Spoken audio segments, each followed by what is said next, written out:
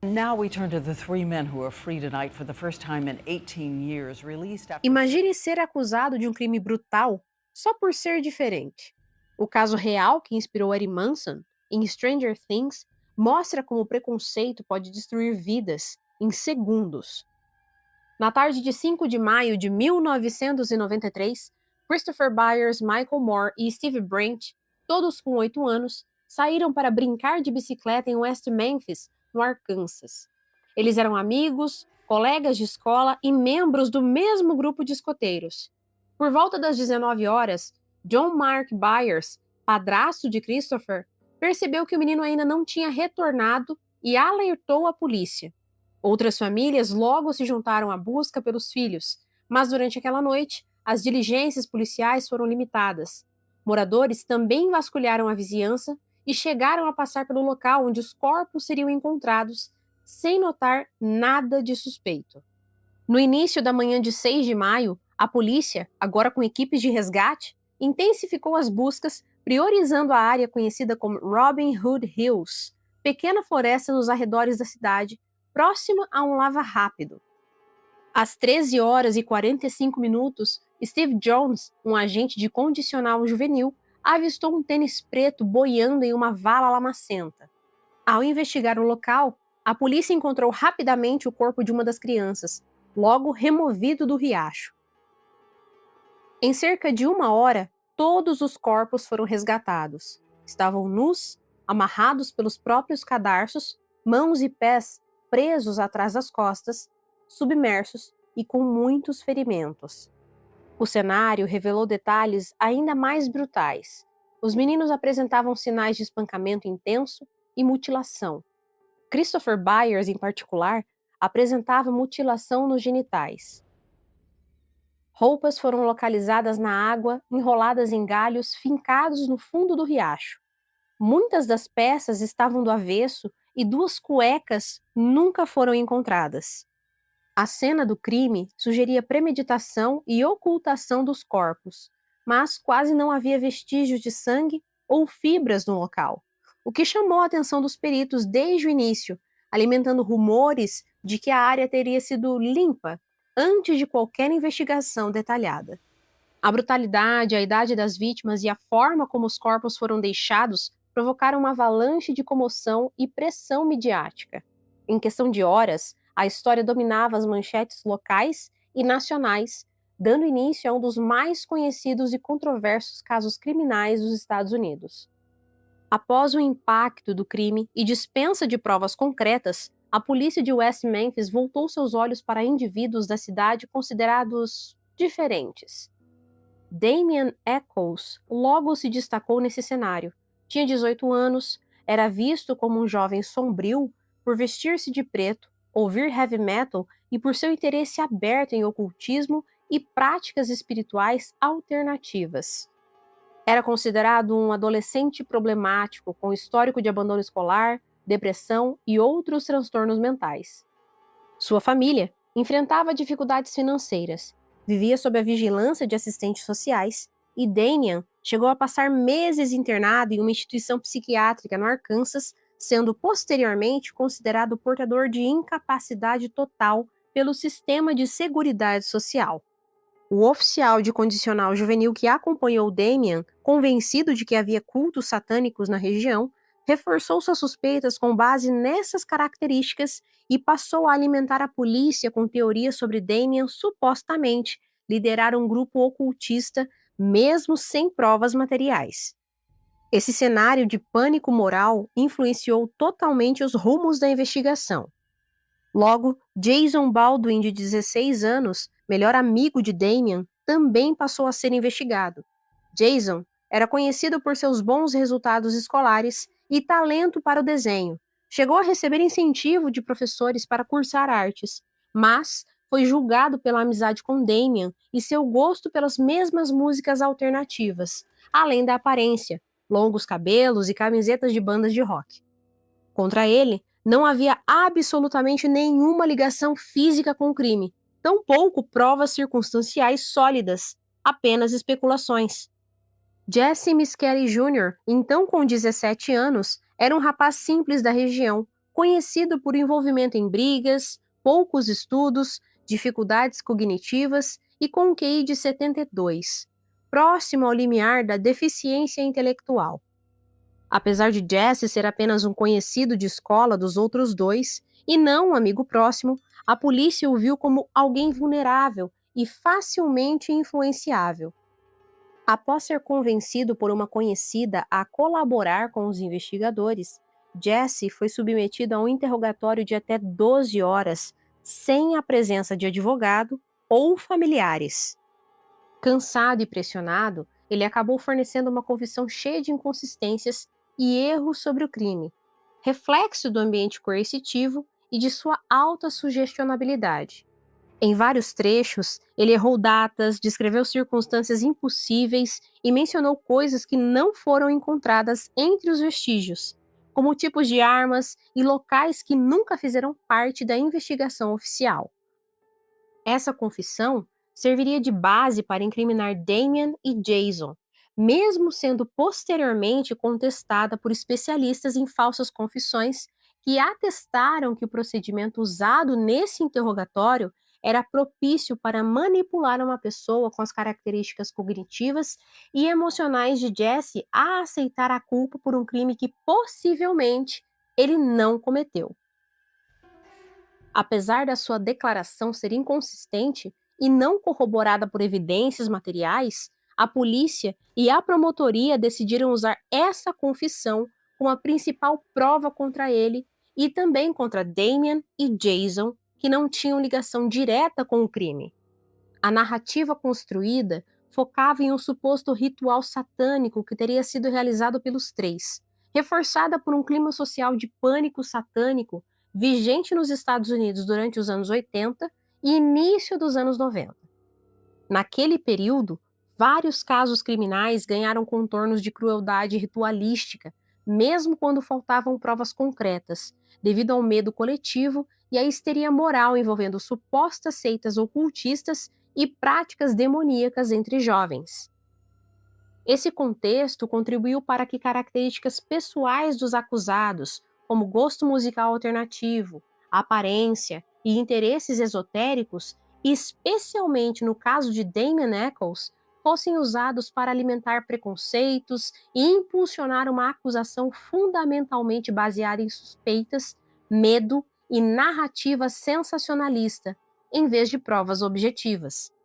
O resultado foi a incriminação de 3 adolescentes em um processo carregado de injustiças e fundamentado em grande parte numa confissão extraída em condições absolutamente questionáveis. O julgamento do West Memphis 3, realizado em 1994, foi marcado por uma atmosfera de julgamento moral e preconceito. A promotoria, consciente da ausência de provas físicas ligando Damien, Jason e Jesse ao crime, voltou sua estratégia para os aspectos pessoais e culturais dos réus, especialmente contra Damien. Quadrinhos, livros de ocultismo, diários e gostos musicais como Metallica e Black Sabbath foram apresentados ao júri como supostas provas do envolvimento dos adolescentes em práticas satânicas, reforçando a imagem de que seriam perigosos apenas por seu modo de viver e pensar. Até desenhos feitos por Damien foram interpretados como símbolos de perversidade, e boa parte dos depoimentos de acusações se concentrava em impressões subjetivas, explorando, por exemplo, como o modo dele se vestir e falar assustava moradores conservadores da pequena cidade. O processo de Jesse Misskelley foi separado, uma vez que ele havia feito sob intensa coerção uma confissão que, ainda que cheia de falhas e contradições, foi usada como base para sua condenação à prisão perpétua acrescida de 40 anos. Damien e Jason, julgados juntos, também foram considerados culpados. Jason recebeu prisão perpétua e Damien a pena de morte. Nada no julgamento apontou para névoas de sangue, impressões digitais, fibras ou qualquer evidência material que ligasse os três à cena do crime. Todo o caso se sustentava em depoimentos contestáveis, associações subjetivas e elementos de preconceito baseados na estética e nos gostos pessoais dos acusados. Nos anos seguintes, surgiram dúvidas cada vez maiores sobre a legitimidade da condenação. Jornalistas e documentaristas revelaram falhas gritantes na investigação policial, pressões sobre testemunhas e manipulação de provas. O documentário Paradise Lost, lançado pela HBO em 1996, trouxe o caso para os holofotes internacionais e expôs ao público mundial as inconsistências das acusações e graves erros no processo judicial, promovendo um novo olhar sobre a presunção de culpa em crimes midiáticos. Testemunhas do julgamento confessaram posteriormente ter sido induzidas por promessas de recompensas ou ameaças veladas. Outras se desmentiram publicamente. O argumento central de que Damien e os outros teriam ligação com rituais satânicos revelou-se um reflexo do clima social de pânico satânico mais do que qualquer evidência concreta. Testes de DNA realizados anos depois mostraram que nenhum dos três estava presente na cena do crime, mas encontraram material genético ligado a um dos familiares das vítimas. Uma pista que nunca foi adequadamente investigada pela polícia à época. A notoriedade do caso fez com que advogados de renome e celebridades como Johnny Depp, Ed Vedder, Peter Jackson e Natalie Maines se engajassem em campanhas globais por justiça. O apoio financeiro e midiático desses artistas permitiu novas investigações, tramitação de recursos e a realização de perícias forenses modernas.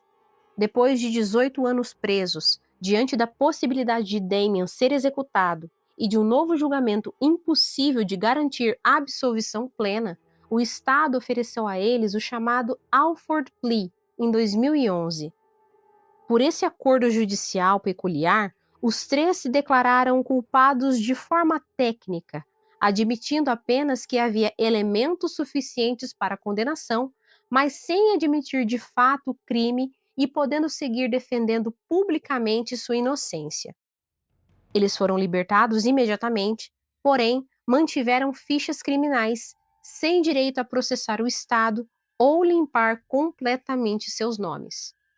Atualmente, Damien Echols continua uma batalha judicial incansável para reverter sua condenação, buscando principalmente a autorização para realizar novos exames de DNA em evidências do caso que, na época dos crimes, foram analisadas com tecnologias muito menos avançadas. Com o avanço das técnicas forenses, como o teste de DNA de última geração e sequenciamento genético mais preciso, existe a esperança de que essas análises revelem provas concretas sobre a verdadeira autoria do crime, o que poderia levar à anulação definitiva das condenações. Além das ações nos tribunais, Damien se tornou uma figura pública emblemática na luta contra os erros judiciais, injustiças no sistema penal e excessos policiais. Ele utiliza sua própria história, marcada por perseguição, preconceito e julgamento precipitado, baseado em estereótipos, para conscientizar o público sobre os perigos de decisões judiciais fundamentadas mais em medo, preconceito social e moralismos do que em provas reais e imparciais. Sua voz tem ecoado em palestras, entrevistas, livros e campanhas, contribuindo para discussões sobre discriminação sistêmica, a importância da defesa dos direitos humanos e a necessidade de reformulações nos processos criminais para evitar condenações erradas. Eddie Munson, personagem da 4ª temporada de Stranger Things, é inspirado diretamente na figura de Damien Echols. Assim como Damien, Ed é um jovem alternativo, fã de heavy metal e de Dungeons and Dragons, que se torna bode expiatório de um crime brutal durante um período de pânico moral nos Estados Unidos, quando jovens com gostos considerados estranhos eram rapidamente associados a cultos satânicos, mesmo sem provas. A própria Netflix confirmou que a história de Ed é vagamente baseada nos eventos reais mostrados no documentário Paradise Lost, destacando que, assim como Echols, Ed é vítima de preconceito e de uma justiça enviesada unicamente por sua aparência e preferências culturais. Sobre a movimentação de artistas, Johnny Depp foi um dos maiores aliados públicos do movimento para libertar Damian Eccles e seus colegas, Jesse Miscellany Jr. e Jason Baldwin. Johnny não só participou ativamente de campanhas, entrevistas e produções de documentários como West of Memphis, como também organizou shows beneficentes ao lado de músicos como Ed Vedder e Natalie Maines, para arrecadar fundos para a defesa dos acusados. Johnny descreveu sua ligação com Eccles como de irmãos, tendo inclusive tatuagens em comum, algumas desenhadas por Eccles. A relação pessoal e engajamento do Johnny foram essenciais para atrair a atenção da mídia e de outras celebridades para o caso, o que contribuiu para o aumento da pressão pública e política que culminou na libertação dos três em 2011. E se a justiça tivesse olhado além do medo e do preconceito? O caso dos West Memphis 3 ainda nos alerta. Qualquer um pode ser a próxima vítima do erro judicial. Gostou do vídeo? Não esquece de deixar o like, compartilhar e se inscrever no canal. Aproveite e comente o que você achou do caso ou sugestões de temas para os próximos vídeos. Até breve!